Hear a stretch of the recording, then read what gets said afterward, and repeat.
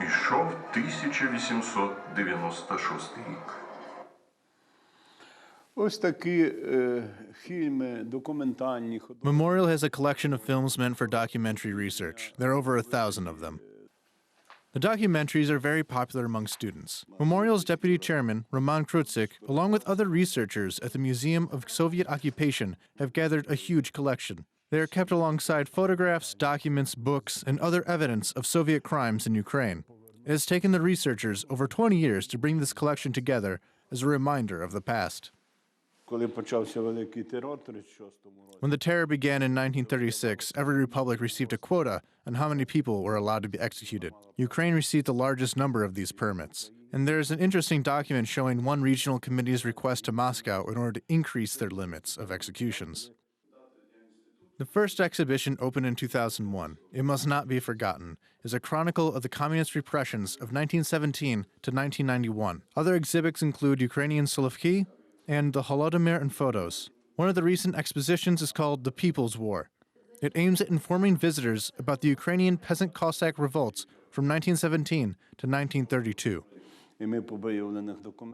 The archival documents have helped us to determine that 268 armed uprisings took place in Ukraine over those 15 years. Can you imagine how large-scale the struggle was? History student Roman Rylov is responsible for the inventory of the archival documents. He says that the cruelty of the Soviet authorities reached an incredibly high level. In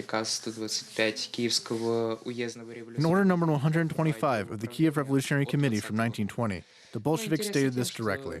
Rebels and their relatives, as well as anti-Soviet citizens like priests and local intelligentsia, were sent to concentration camps. The Museum of Soviet Occupation was established in 2001 in the building of the Kyiv branch of the Memorial Organization, which came about in the 1980s, when the victims of communist repressions were being rehabilitated.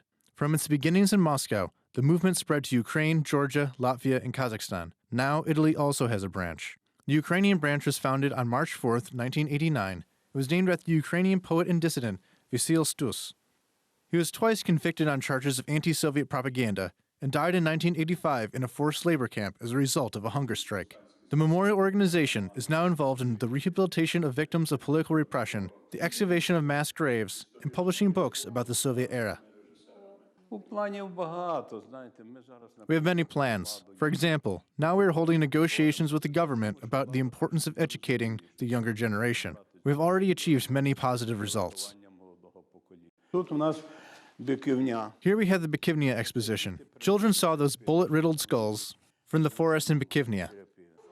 The Memorial Organization has been able to prove that the 7,000 people who had been buried in the village of Bykivnia near Kyiv were victims of the NKVD, the precursor to the KGB. Now on this site is the Bykivnia Graves National Historic Memorial Complex. Activists say that their work will make it possible to fully understand the consequences of the repressions, honor the memory of the victims, and prevent those events from ever happening again.